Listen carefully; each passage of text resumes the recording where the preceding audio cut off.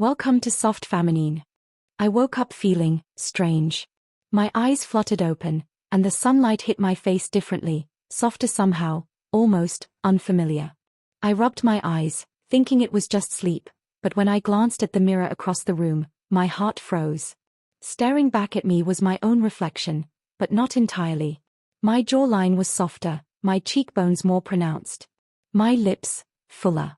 My skin felt impossibly smooth, almost fragile. My chest, heavier? I swallowed hard, panic rising in my throat. No, this can't be real, I whispered to myself, voice cracking slightly. I reached up to touch my face. The skin was real, undeniably mine, but different. My hands trembled as I traced the contours of my jaw and cheeks, trying to convince myself it was a trick of the morning light. Then I noticed something else. My hair felt lighter, softer, almost silkier than yesterday. I shook my head, trying to dismiss it. Maybe I don't know, dreamt too much last night. But deep down, a flutter of fear, and something else, curiosity, bubbled in my chest. My heart was pounding, and I couldn't stop staring at the reflection. It was me, yet not me. Suddenly, it hit me. Last night. I remembered sneaking into my sister's room, fumbling with her things. That tiny bottle of pills, sitting innocently on her dresser. No, she said not to touch them, but maybe one. I whispered. My brain raced. Could a single pill really do this? I sank onto my bed, staring at my hands. They were softer. Smaller. I flexed my fingers, as if they might give me answers. But there was no undoing what I was seeing. My reflection was slowly convincing me of something terrifying, and oddly thrilling. I barely recognized the person staring back at me, yet a part of me wanted to stay. I barely slept after that morning shock.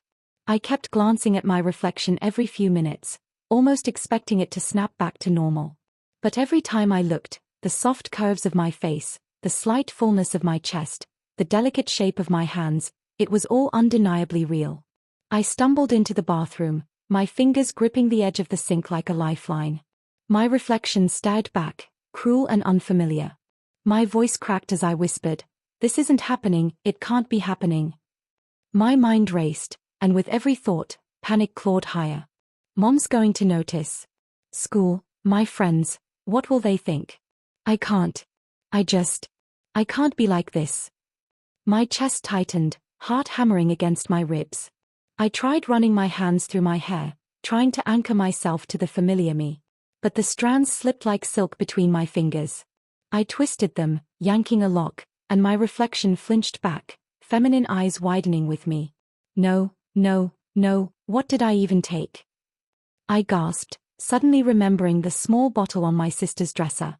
I had shrugged it off as a joke, a harmless curiosity, but now I was living the consequences.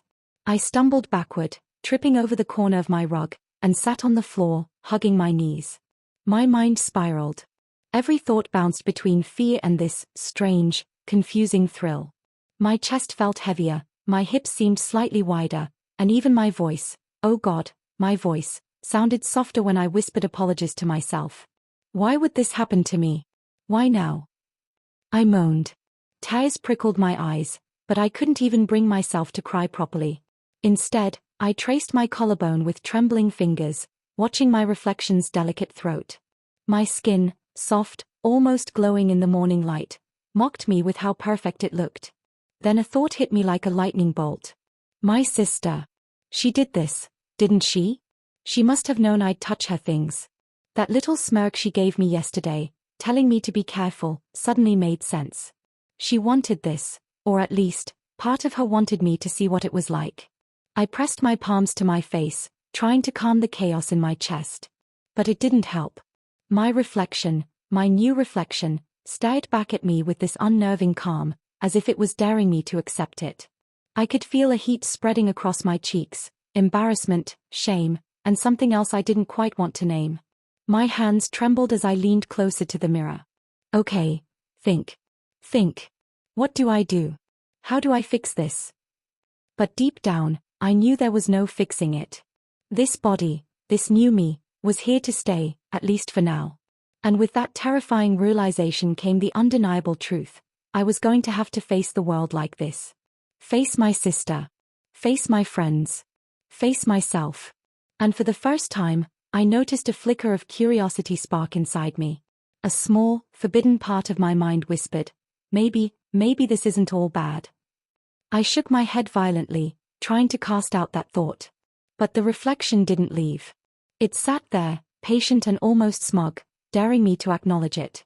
And I knew, my life had changed forever. The first day back at school felt like stepping into a nightmare I couldn't wake up from. I tried to act normal, but every step, every glance, every whisper seemed amplified. My reflection this morning had haunted me, but now I had to confront the outside world. As soon as I walked through the front doors, the hallways felt different. The lockers that once felt familiar now towered over me, and the echoes of footsteps seemed sharper, almost mocking. Every student I passed turned their head, lingering a second too long. Is that him? I overheard a girl whisper behind me. I froze mid-step, my heart hammering. Him? Not me. I don't even know what I am right now. I tried to keep my voice steady when a friend called out, "Hey? Danny? You okay?" My throat tightened, and the word that came out was softer, higher than I expected. "Yeah. I'm fine," I croaked, my cheeks burning. Lunchtime was even worse. I sat alone at the edge of the cafeteria, trying to shrink into myself. Every conversation nearby seemed like it had a spotlight on me. Whispers floated across the tables, half questions, half stares. My friends avoided eye contact, unsure, hesitant, and I could feel their curiosity slicing through me. Why does she, look different? I caught snatches of the chatter, my stomach twisting. Even teachers noticed. Passing by the principal, I heard a hesitant, "Danny, are you feeling all right?" My chest tightened, and I nodded quickly, muttering something unintelligible. The sound of my own voice made me flinch, softer, almost melodic in a way that felt wrong and right all at once. By mid-morning, I was practically trembling. I had to find a bathroom just to escape the relentless stares and whispers. Inside the small stall, I stared at myself in the mirror, tracing the contours of my face and body again. Everything screamed different. My hands were soft, delicate, almost unrecognizable. My hair, even though I had tried to tie it back, framed my face in a way that made me look undeniably feminine. I can't go back like this. I just can't, I whispered to my reflection, panic coursing through me. Then came gym class. My heart sank. I had always been a tomboy, comfortable in shorts and sneakers, roughhousing with the guys, hiding anything remotely feminine. But today, the uniform my sister had left out for me awaited. A snug skirt, a fitted top, and even a pair of flats. She had gone all out, and now the gym changing room became a battleground. I struggled into the outfit, every motion making me acutely aware of how different my body felt. The skirt hugged my hips, my chest brushed against the top, and even the soft fabric of the blouse sent shivers down my spine. I caught my reflection in the locker mirror and nearly screamed. Is that me? Some of the guys stared, too, unsure whether to laugh or stare in shock. I could feel their eyes on me like needles, and every step I took made me painfully conscious of my new curves. Even walking was different. I felt an unfamiliar sway in my hips, my posture shifting instinctively. "Danny, you okay?" someone asked, his voice hesitant. I could barely nod, my mouth dry. My voice. I can't even speak like myself. Lunch, hallways, classrooms, it was relentless. I wanted to disappear, vanish into thin air. But at the same time, a strange feeling lingered, a small flicker of curiosity, even excitement, that I was discovering this version of myself. It terrified me and thrilled me at the same time. By the end of the day, I was exhausted, physically and emotionally drained. My uniform, my body, my reflection, it all felt alien, yet I couldn't stop stealing glances in reflective surfaces, watching this new me. I wanted to hate it. I should hate it. But a part of me didn't. As I trudged home, I could hear the whispers behind me, the snickers of people pointing. And yet, for the first time, I caught a glimpse of confidence in the way I carried myself. Small, hesitant, almost accidental, but real. Tonight, I promised myself, I would lock the door, try on different clothes, experiment, maybe even learn to embrace this. Because hiding wasn't working, and the world had already started noticing. The moment I closed my bedroom door, it felt like stepping into a sanctuary, away from the relentless eyes and whispers of the world. The first thing I did was collapse onto my bed, heart still racing from the day's chaos. I could hear my own thoughts in the quiet. Danny, or something else? Who am I now? The mirror on my dresser caught my eye. I hadn't truly studied myself since the first horrifying glance that morning. Slowly, I climbed onto the chair in front of it, heart pounding, and traced the contours of my face. My cheekbones seemed higher, my jaw softer. My lips, fuller. My hands, delicate, almost elegant, rested on my thighs, trembling slightly. A mixture of fear and curiosity twisted in my stomach. I knew I couldn't hide from this. The hormones my sister had accidentally given me weren't just temporary, they were changing me. I need to see, really see. I opened her wardrobe cautiously. Rows of skirts, blouses, dresses, and shoes glimmered under my bedroom light. Each piece whispered promises of a persona I'd never dared to explore. I picked a simple pink blouse, soft against my fingers, and a black skirt that seemed tame yet feminine. My heart hammered as I slipped out of my own clothes and into hers. The fabric felt alien against my skin, soft and teasing. Standing in front of the mirror, I hesitated, then took a deep breath. Slowly, I adjusted the blouse, smoothing the fabric over my chest, feeling the subtle swell that the hormones had accentuated. The skirt clung to my hips, making my silhouette unmistakably feminine. I couldn't believe the reflection staring back at me. It was me, but different. I reached for her makeup, hands shaking. Lip gloss, mascara, blush, each item was a tiny thrill. I started with the lip gloss, carefully brushing it over my lips. The sticky sweetness made me giggle nervously. Next, mascara on my lashes. My eyes widened in the mirror as they seemed to pop, bigger, brighter. Blush went onto my cheeks, and I gasped softly at the warmth it added, the way it made me feel alive. I look like her, I whispered, a mixture of fear and fascination in my voice. My heart raced, palms sweaty, but a tiny spark of excitement ignited. I experimented with my hair next, brushing it down and curling a few strands around my face. Each movement, each adjustment, made me feel different. Powerful. Vulnerable. Electric. Then came the voice. I cleared my throat, hesitant, and tried speaking. The sound startled me, softer, higher than I had expected. Hello, is this really me? The words felt foreign and intimate, sending shivers down my spine. I practiced, whispering, laughing, and even trying a playful lilt in my tone. It was experimentation, but also self-discovery. I began moving differently, testing my posture, the sway of my hips, the tilt of my shoulders. Each motion felt unfamiliar but natural, like a hidden rhythm I'd never noticed in my own body. I twirled in front of the mirror, laughing nervously, the skirt flaring around my legs. My reflection was mesmerizing, every detail accentuated by the new curves, the makeup, the clothing. I touched my face again, tracing the lines of my jaw, the curve of my lips. The hormones had done more than change my appearance, they had altered the way I felt in my skin. Each experiment, each careful adjustment, made me realize I wasn't just pretending. I was exploring a part of myself I had never met. By nightfall, I was exhausted, my hands sore from brushing and blending, my cheeks flushed from the adrenaline. But the reflection in the mirror wasn't someone else. It was me, discovering an unfamiliar yet thrilling identity. I closed the door, heart pounding, and whispered softly, "Tomorrow, I'll try something new. I want to see how far this can go." For the first time since the accident, fear and excitement coexisted.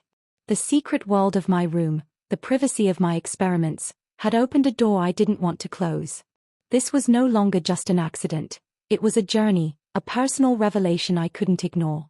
The weekend finally arrived, bringing with it a mix of nerves and exhilaration I couldn't ignore. The thought of stepping outside dressed like this, like her, like a version of me I had only dared explore in private, made my stomach churn with anticipation. I had spent days experimenting alone, the clothes, the makeup, the way I moved. Now, it was time to see if the world would accept her, and me. I stood in front of my bedroom mirror, taking a deep breath. Today's outfit was bold but not over the top, a pastel blouse, neatly tucked into a high-waisted skirt, and delicate flats that clicked softly against the hardwood floor. My hair was curled just enough to frame my face, and my makeup enhanced my features without screaming attention. My reflection stared back at me, confident, radiant, and undeniably feminine. As I opened the door and stepped into the hallway, I felt the weight of each step. I could hear my own heartbeat, rapid and erratic. Every creak of the floor sounded like it was broadcasting my secret. The air outside my apartment smelled different, fresh, alive, and the sunlight hit my skin in a way that highlighted every curve, every subtle change in my body. Walking to the bus stop, I passed neighbors and familiar faces. Normally, I would have avoided eye contact, eager to hide my tomboyish habits. But today, I met gazes, smiled softly, and felt a strange thrill when they smiled back. A group of girls whispered, and I could feel their eyes assessing me, but instead of panic, a tiny spark of pride ignited. I look real. I feel real. On the bus, I clutched my pose tightly, trying to appear casual while internally analyzing every glance, every sideways look. A man near the front gave me a smile, polite but lingering, and I felt a blush rise to my cheeks.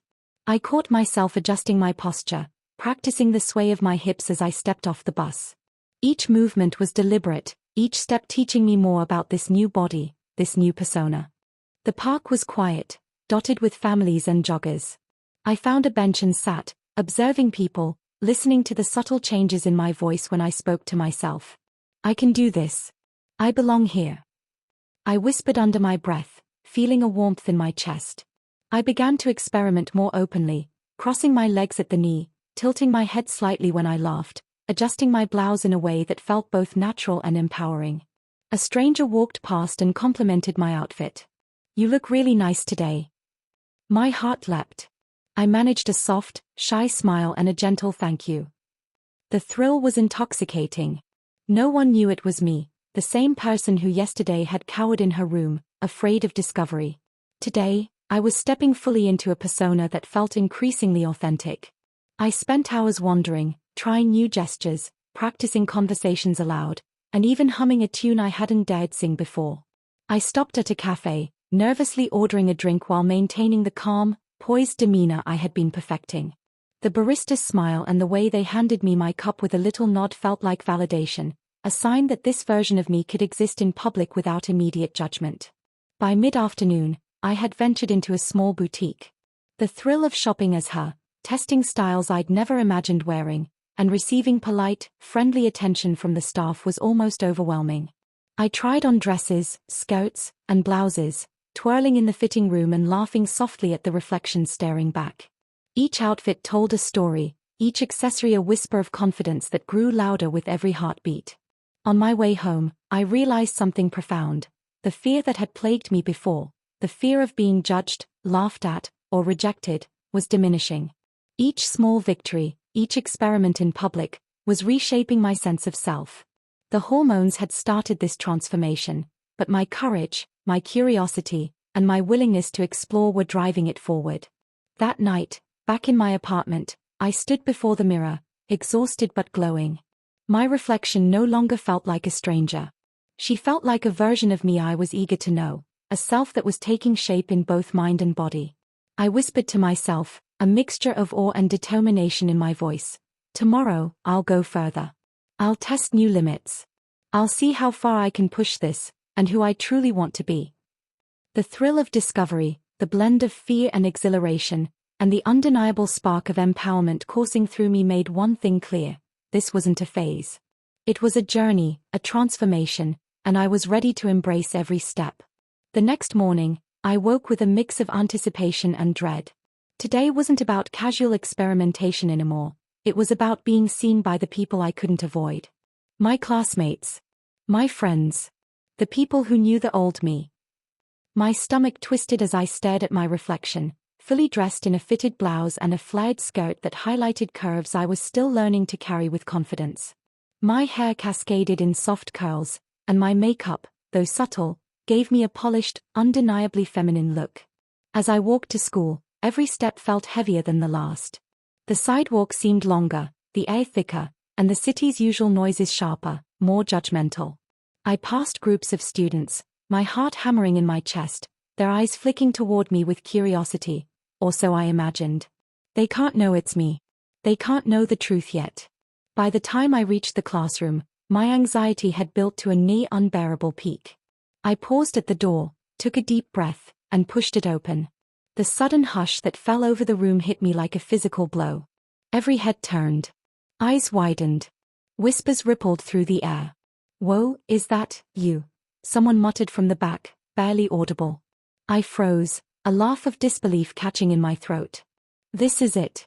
There's no going back." My voice trembled as I answered, "Why yes, it's me." The room erupted into murmurs, a mix of shock, curiosity, and gossip. I could feel the weight of every gaze, the intensity of each whisper burning into my skin. My palms were slick with sweat as I tried to steady myself. "Just keep walking, just keep moving, don't fall apart." A group of friends approached, faces filled with confusion and concern. "Are you serious?" one asked. This isn't like you."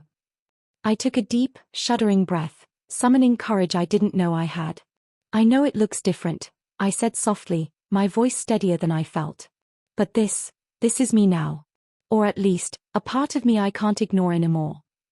The tension in the room was suffocating, but something shifted inside me. The fear that had gripped me every day, the fear of being judged, rejected, laughed at, began to loosen its hold. I don't have to hide. I don't have to shrink anymore. Suddenly, a classmate smirked, trying to mask disbelief with humor. "So, you're just going to be like this? Every day?" "Yes," I said, standing taller, letting the words carry more weight than I thought possible. "I need to. I can't pretend anymore." The whispers became louder, some incredulous, some supportive. A few classmates offered tentative smiles. One even said, "You look good." My heart leapt, a spark of validation that burned through the anxiety. But the confrontation wasn't over. The teacher entered, raising an eyebrow at the sudden chaos. "What's happening here?" I swallowed hard, the room falling silent. I'm expressing myself," I said. "I know it's unexpected, but I can't keep hiding who I am. I need to be seen as me." The teacher's gaze softened slightly, though skepticism lingered. "This will take adjustment, I imagine. But as long as it doesn't disrupt class, I expect respect for everyone's choices." Relief washed over me, but it was mingled with a new challenge, facing friends, family, and strangers who wouldn't always be this understanding. Today had been a test of courage, a trial by fire, and I had survived. Walking home later, the whispers followed me, but my stride was unshakable. I caught glimpses of my reflection in shop windows and felt a strange mixture of pride and astonishment. I'm really doing this. I'm really becoming her, and myself. At home, my sister, who had inadvertently started all of this with her experimental hormones, watched me with wide eyes. You actually did it. You're amazing," she said softly, almost reverently. I laughed, a mixture of disbelief and empowerment. I never thought I could, but I had to.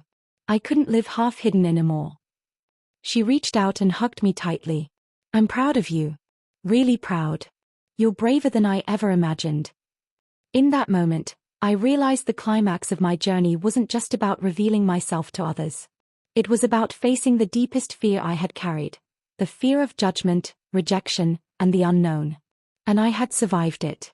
More than that, I had embraced it, and in doing so, I had discovered a strength I never knew existed. The days after that classroom confrontation felt surreal. Each morning, I looked in the mirror and saw the reflection of someone I had barely recognized before, a girl with soft curves, carefully styled hair, and a confidence that had once seemed impossible. The transformation was no longer just physical. It had seeped into the way I carried myself, the way I walked, and the way I spoke. My shoulders were straighter, my steps lighter, and even the way I smiled felt intentional, almost defiant. At first, the hallway at school was tense. Some students whispered behind my back, some stared openly, and others avoided me entirely. But there were small victories too. A few classmates who had seemed unsure offered tentative smiles, and one of my closest friends finally said, "You look happy. That's all that matters." Her words were simple, but they hit me harder than any compliment before. Happiness, real, unfiltered happiness, was something I hadn't felt in months. My sister became my anchor in this new world. Every day after school, she would help me with makeup tips, outfit combinations, and even posture exercises. Confidence isn't just about looking good, she reminded me one evening as we sat in my room, mirrors reflecting our images. It's about feeling right in your own skin. I nodded, letting her words sink in. Slowly, I realized she was right. The clothes, the makeup, the hair, they were just tools.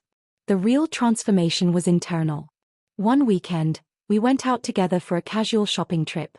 I chose a cute dress, a soft pastel color that complemented my skin tone, and paired it with delicate sandals. As we walked down the busy streets, I felt my heart race, not with fear, but with exhilaration. Strangers passed, some glancing briefly, others staring openly. For the first time, I didn't panic. I smiled softly, keeping my head high, and allowed myself to enjoy the subtle thrill of being seen as my authentic self. By the second week, my presence at school had begun to normalize. Teachers addressed me respectfully, classmates adjusted to the new me, and even the whispers faded into background noise. I discovered that the more comfortable I became in my own skin, the less the opinions of others mattered. That internal shift was profound. It wasn't just about acceptance, it was about owning my identity without apology. My sister and I celebrated small victories together. Each compliment, each smile from someone who once doubted me, felt like proof that I was reclaiming my life. She often said, "You're not just transforming, you're inspiring. People see the courage you've shown." I would blush, laugh nervously, and then let the sentiment sink in. There was power in authenticity, something I had never understood until now. One particularly defining moment came during a school event. I had volunteered to give a presentation, fully embracing my feminine persona.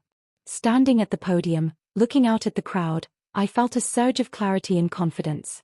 My voice was steady, my movements natural, and for the first time, I didn't feel like I was performing. I was being. When I finished, the applause was genuine, warm, and accepting. Tears pricked my eyes as I realized I had crossed the final threshold from fear to empowerment. At home that evening, my sister hugged me tightly. "Look at you," she said, voice thick with emotion. "You've blossomed into someone amazing." I laughed softly, the weight of past anxieties finally lifting. "It wasn't just me," I replied. "You helped me see what I was capable of, and now I can finally see it myself." That night, I stood before the mirror, taking in the person I had become. The reflection was no longer someone forced into a costume or an experimental scenario. This was me, confident, feminine, and unapologetically authentic. My posture was poised, my makeup flawless, and my expression serene yet strong. I smiled, not for anyone else, but for myself. I understood now that empowerment wasn't about perfection.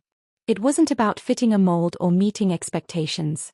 It was about embracing every part of myself, even the parts that had once terrified me. The challenge, the public stares, the awkward whispers, they had all been stepping stones to this moment. By the end of that month, my transformation had become more than physical. It had reshaped the way I navigated the world. I walked with assurance, laughed without self-consciousness, and engaged with people openly, no longer fearing judgment. Each interaction reinforced the truth I had uncovered. Courage and authenticity are inherently beautiful.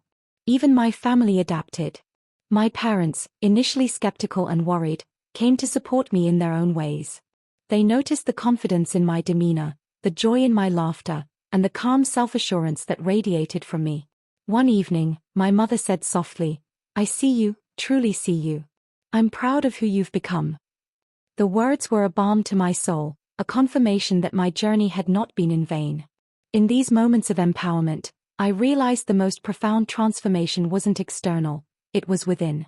The hormones, the outfits, the makeup, they had catalyzed change, but the true power lay in accepting, embracing, and loving the person I had always been underneath. I was no longer afraid to show the world my authentic self, no longer afraid to face judgment, and no longer trapped by the confines of expectation. Walking through the city one evening, hair bouncing lightly with each step, dress flowing elegantly around my legs, I felt unstoppable. Strangers smiled, a few offered compliments, and none of it felt overwhelming. I understood now that my identity wasn't defined by external validation, it was rooted in the confidence and love I had cultivated for myself. By the time the month ended, the challenge had transformed into a lifestyle. I had stepped into a new version of myself, one that was courageous, confident, and radiant. My sister's experiment, accidental as it had been, had unlocked a journey that reshaped my life completely. And I knew, without a shadow of doubt, that I would never go back.